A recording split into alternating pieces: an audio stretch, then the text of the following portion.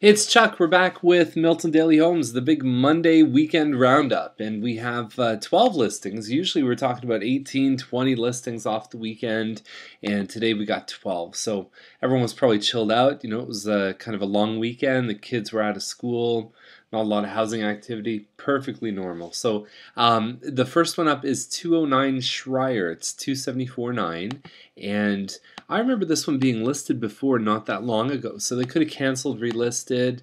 Again, at 274, this one would have been gone in a matter of seconds, a couple months ago. And the models have had a tough time a little bit on pricing. A couple models have sold low, and it sort of brought everything down. So, yeah, possession, it says negotiable. It's a good price, though, for that one. Definitely within range of where it needs to be. So Gollins is 324.5, and kind of funny pictures. Gollins, it's a good street. Front room here. And, it's like these glamour shots, that I just think it's hilarious. Like a Vaseline lens or something like that. There's the kitchen. We got the mismatch. So Paul and Stevie will have something to say about that. Side by side on my piano keyboard. Oh Lord, why don't we?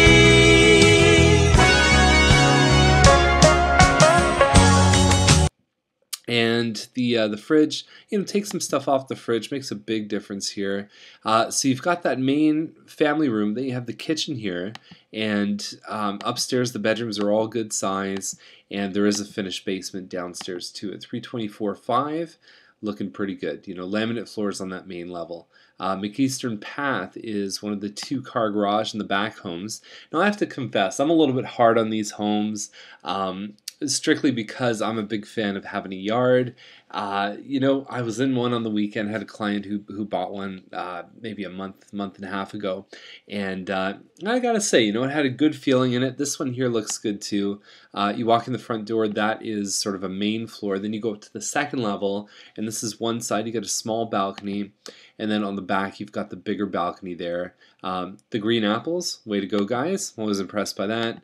And upstairs they've done a 2-bedroom elevation, so they've really done 2 big rooms instead of 3 smaller rooms.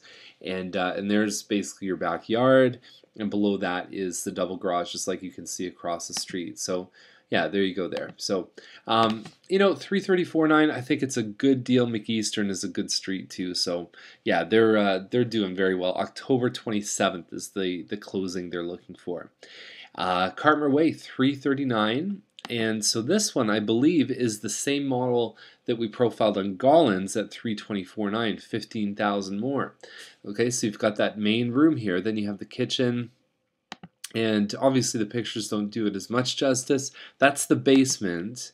There's the kitchen, a little bit of upgrading there. Again, a mismatch. I don't know. Today is mismatch day.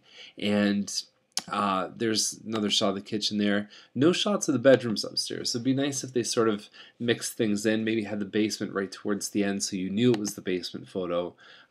Between the two, to be honest, I would probably take the one on Gollins over this one.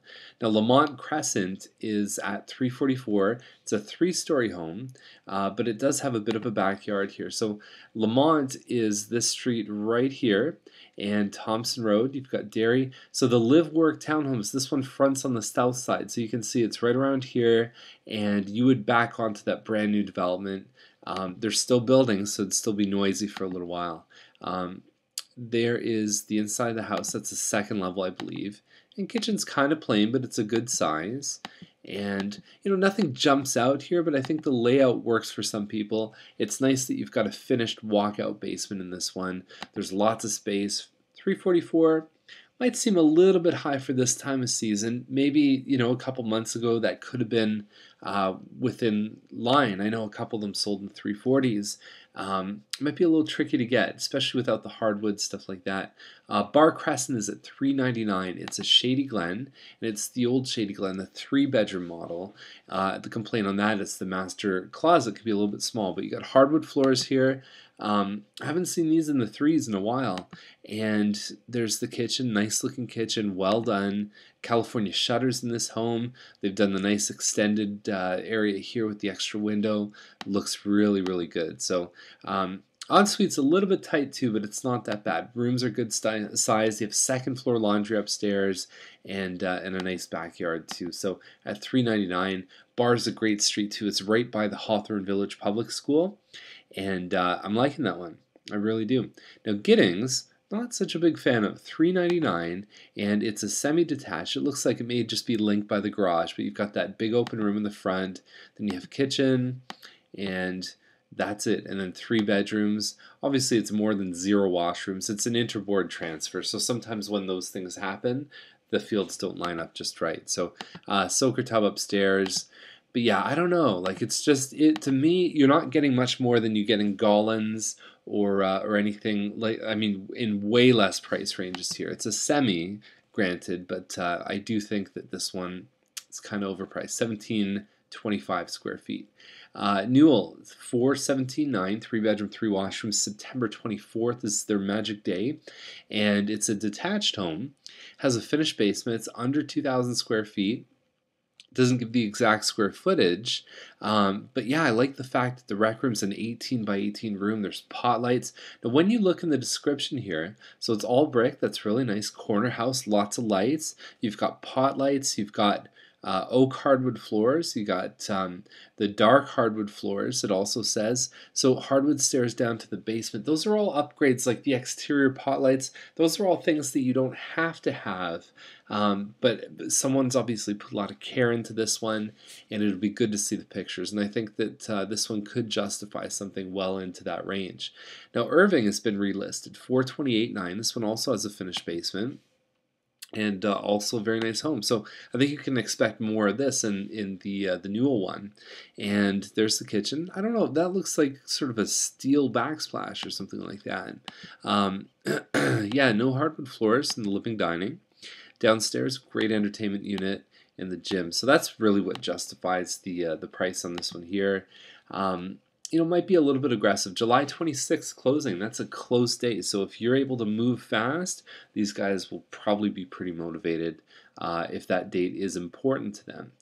And it says 1950 square feet in the description. It's not, it's 1820 square feet, not including the finished basement. Okay, so Freeman Trail, 494, and it's a double garage. It's got a partly finished basement, 40 by 110. I always talk about the Sundial homes because they really have old Milton lots, and they're newer homes. They're less than 10 years old. Nice deck there. The kitchen would have been outstanding if they had done a black or a stainless steel stove there. It looks like the fridge is, and it would have just completed that look. Would have just given that little extra, you know, nice sloping. I think this is the Juniper model, and 4 bedrooms upstairs. They're all good size too. So it's a nice layout. 494.9. I don't know. This one might be one to see if it, you know, to judge whether or not that's the right price. 504 is a 2,400 square foot. It's called a Huxley, and there is the kitchen. Now the problem, my wife and I have talked about this one because we live close by, and we said, hey, wonder why it's not selling. It doesn't have a wow factor. It doesn't jump out. The carpets are nice and plush. You know, you have a fireplace there, nice big open room. So everything's good, you know, it's just not great. It's not enough to pull someone in.